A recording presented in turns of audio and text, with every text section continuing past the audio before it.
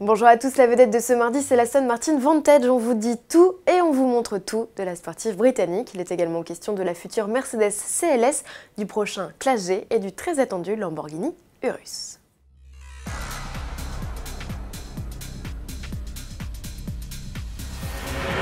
10 ans de carrière et une renommée qui n'est plus à faire, pourtant l'heure est venue pour la Vantage de se renouveler. Une nouvelle mouture qu'Aston Martin a voulu encore plus sportive, cela se traduit par un style plus racé et incisif clairement inspiré de la DB10 de James Bond.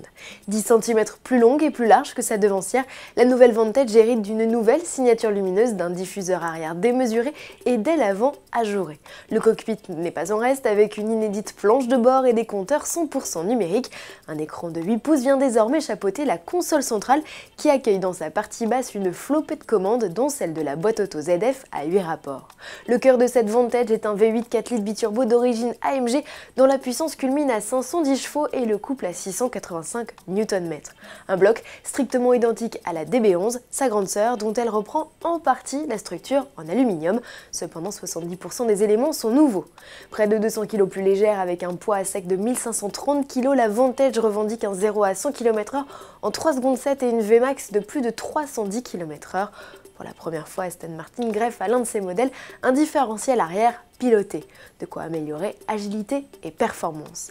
La Vantage ne vise plus seulement à détrôner la Mercedes AMG GT, elle entend clairement rivaliser avec la référence du secteur, la Porsche 911. Son prix en France devrait tourner autour des 160 000 €, hors malus de 10 000 €. Les premières livraisons sont prévues au printemps 2018.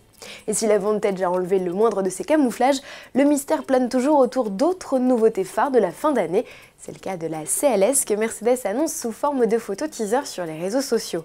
Nouvelle signature lumineuse et calandre plus basse caractérise ce coupé du troisième du nom qui sera révélé le 29 novembre prochain au salon de Los Angeles.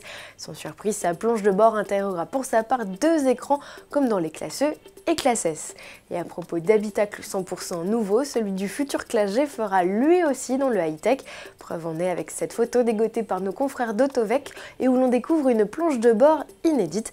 Le gros baroudeur lancé il y a près de 40 ans va laisser sa place à une nouvelle génération. Elle devrait être présentée début 2018 et jouer pour le coup les vedettes au salon de Détroit. À suivre.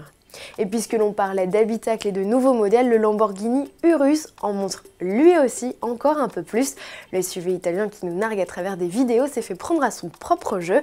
Un certain Alti Dynamique a publié sur son compte Instagram une photo de l'habitacle du 4x4 sans le moindre camouflage.